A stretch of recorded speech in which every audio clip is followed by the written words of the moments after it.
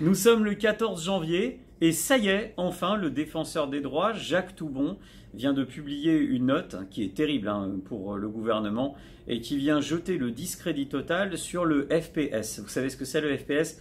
C'est le forfait post-stationnement. C'est ce qui a remplacé l'amende de stationnement à 17 € qu'on connaissait avant. Dorénavant, chaque ville a la capacité de décider elle-même du montant du PV, du montant du forfait post-stationnement. Et derrière, si vous voulez contester, eh bien c'est là que la galère commence, parce que la seule juridiction compétente, c'est Limoges. Alors autant vous dire que faire appel pour aller à Limoges, c'est pas beaucoup d'entre nous qui peuvent se le permettre. De plus, c'était extrêmement compliqué, pas de possibilité ou très peu de contester. Avec énormément de failles dans ce système, le défenseur des droits a pris la défense des automobilistes et a repris point par point les arguments de notre association. Alors dedans, eh bien, on va ouvrir notamment le droit à la contestation, parce que je vais vous donner juste un petit exemple. Vous partez et vous êtes en train de payer votre forfait post-stationnement à la machine. Eh bien, pendant ce temps-là, vous êtes verbalisé. Eh bien, sachez que vous ne pouvez pas contester. Donc, on demande un délai, au moins quelques minutes, 5 minutes, 10 minutes, la possibilité donnée à l'usager d'aller s'acquitter de son droit de stationnement sans prendre une prune derrière. Et puis la possibilité de contester tout simplement, de dénoncer. C'est peut-être pas notre véhicule, je pense à tous les loueurs de voitures par exemple. Eh bien sachez que les loueurs de voitures, pour l'instant, ils avaient énormément de difficultés à refaire basculer le PV du stationnement à l'usager de la route qui véritablement avait commis l'infraction. Vous voyez, il y a mon téléphone qui sonne en même temps, c'est ça 40 millions d'automobilistes, c'est que ça part dans tous les sens. En tout cas, j'ai pris le temps de vous faire ce petit message juste pour vous dire qu'on surveille bien tout et que finalement, quand on avait dit que le forfait post-stationnement c'était une vraie bêtise et qu'on allait vraiment droit dans le mur en confiant à une société privée la gestion d'une mission de police, on avait raison. Alors imaginez ce que ça va être avec les radars cachés dans les plaques d'immatriculation confiés à des sociétés privées sur les routes. Eh bien on s'apercevra certainement dans quelques semaines, quelques mois que c'est 40 millions d'automobilistes qui avaient raison.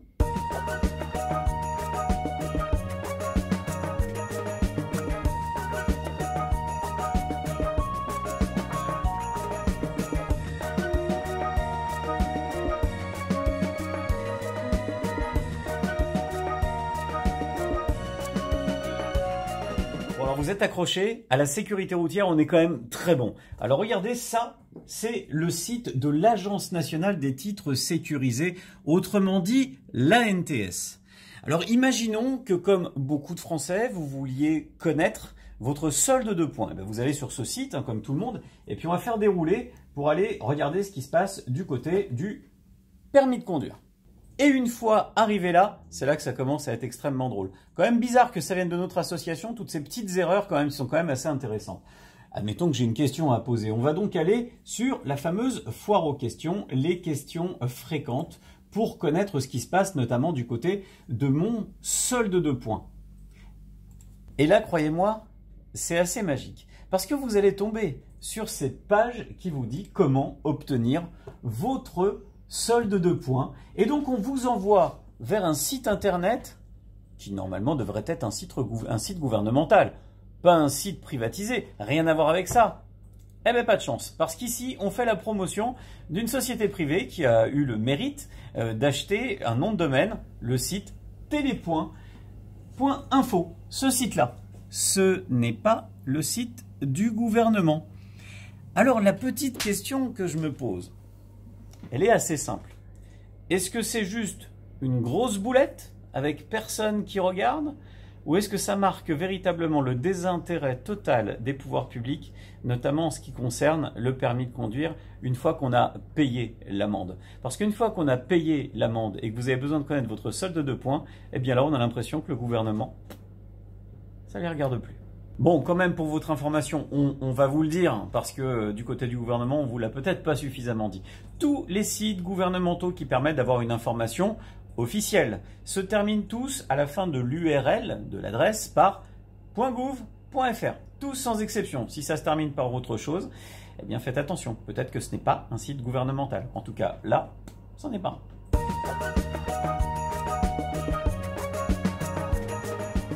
Grosse nouvelle ce matin, une circulaire a fuité. Cette circulaire qui provient de l'État demande aux préfectures de tout faire pour empêcher le retour à 90 km/h sur les routes. Autant vous dire que 40 millions d'automobilistes est sur le coup. Je vous propose de suivre avec moi cette journée média et de partir tout de suite ensemble. Sud Radio, ça roule. Bonjour à vous Pierre Chasseret. Ce matin dans Ça roule, une circulaire ministérielle qui fait polémique. Elle a été envoyée par le gouvernement aux préfectures et elle viserait à faire en sorte que les contraintes soient si grandes que les départements ne puissent pas repasser aux 90 km/h.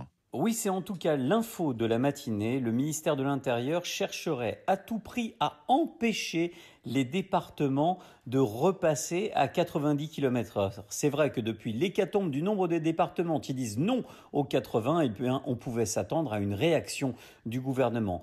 La Nièvre, la Haute-Marne, la Seine-et-Marne et j'en passe, le Cantal, l'Aube, la Charente, tout le monde s'y met, plus de 40 départements souhaitent déjà repasser des routes à 90 km/h.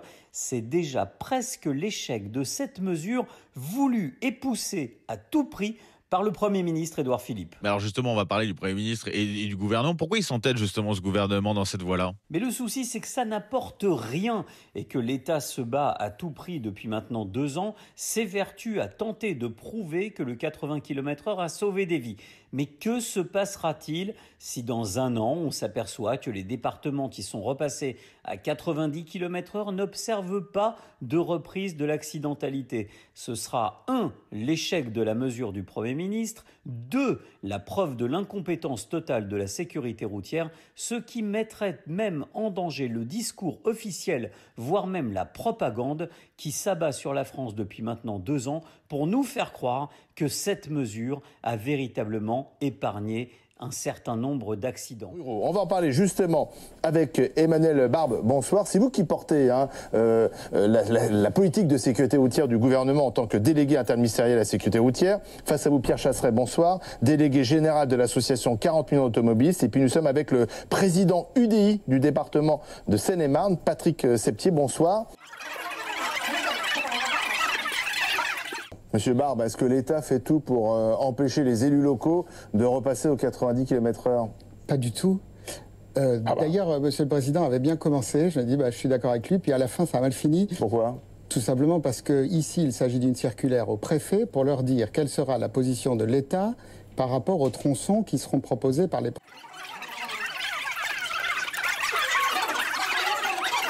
Pour répondre à votre question, en juillet 2019, M. Castaner a annoncé les mesures qui ont été faites par des experts. Alors évidemment, M. Chasseret va tout de suite intervenir. Attendez, il n'a pas encore parlé. Non, mais je connais, on est souvent sur le même plateau. Ces experts je ont... vais vous répondre, mais Pierre Chasseret, il y a un débat, visiblement, si j'écoute M. Barbe, le 80 km/h, ça marche, ça fait baisser le nombre de morts sur les routes. Donc c'est vrai qu'on ne comprend pas bien pourquoi il faudrait revenir en arrière. Il n'y a pas de débat. Le problème, c'est que justement, il n'y a pas de débat. Je me souviens de l'engagement du président de la République il y a 2 ans. Il était très clair. Si le 80 km/h ne fonctionne pas, on ne sera pas obtus. On reviendra en arrière. Avec 2 ans d'expérimentation. On y est en juin. En juin, ça fera 2 ans. Fin juin, on en sera à 2 ans. Après, vous savez, je suis peut-être pas quelqu'un de très intelligent. Je suis peut-être pas un grand expert de la sécurité routière adoubé par Monsieur Barbe. En tout cas, je vois une chose. Je regarde les chiffres de 2013 et je regarde ceux d'aujourd'hui. C'était il y a 6 ans. On a les mêmes. Ça veut dire qu'on n'a pas progressé d'1 pouce, d'1 iota, d'1 millimètre depuis maintenant 6 ans. Alors au bout d'un moment, on peut appeler ça de l'expérimentation, confier à des experts. Je vais vous dire, des experts comme ça, moi je m'en passerais. Si j'étais vous, je vous ai pas interrompu, Monsieur Barbe. Vous avez raison. Donc je vais aller au bout de mon raisonnement. Quand ça ne progresse pas, au bout d'un moment, moi j'ai l'impression qu'on ne respecte pas l'opinion des Français. Parce que les Français demandent ce retour à 90. J'ai l'impression qu'on est dans la propagande lorsque l'on parle de réduction du nombre d'accidents, parce que c'est les mêmes chiffres qu'en 2013. Et quand on en arrive à un point où, en 6 ans, on n'a pas progressé d'1 iota, moi, si dans mes objectifs professionnels, je n'avais pas augmenté d'1 iota en 6 ans, j'appellerais ça de l'incompétence. Expliquez-moi pourquoi.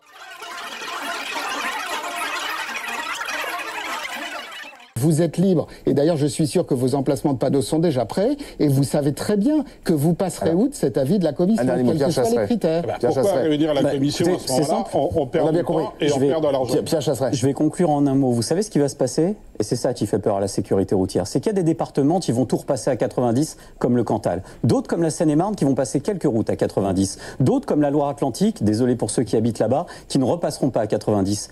Et vous savez quoi? D'ici 1 an, 2 ans, on fera le compte. Et quand on s'apercevra que les tendances d'accidentalité sont les mêmes partout, eh bien on verra qui, aujourd'hui, des fameux experts ou de 40 millions d'automobilistes aura raison. On verra à ce moment-là.